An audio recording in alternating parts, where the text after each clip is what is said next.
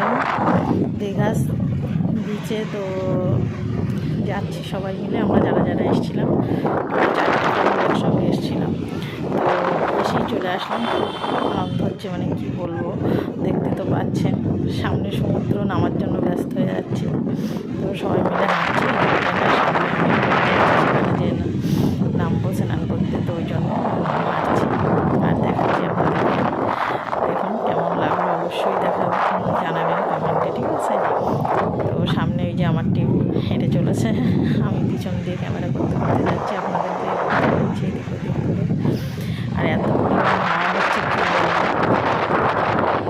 সবাই আশেপাশে ঘুরে যান, এই সময়টা খুব ভালো লাগছে ঘুরতে। আর বালিগুলো দেখতেও খুব ভালো লাগছে, দেখুন এখানটায় জল এখন, যার কারণে খুব ভালো লাগছে। মাঝে মাঝে জল জমে আছে। সবাই নামার জন্য, বাচ্চা যেগুলো গিয়েছে তারা প্রথম দিকটাই দৌড়াচ্ছে, তারা আগে নামার জন্য ব্যস্ত হয়ে যাচ্ছে, আগে বাবা এই দিকটায় নামিস।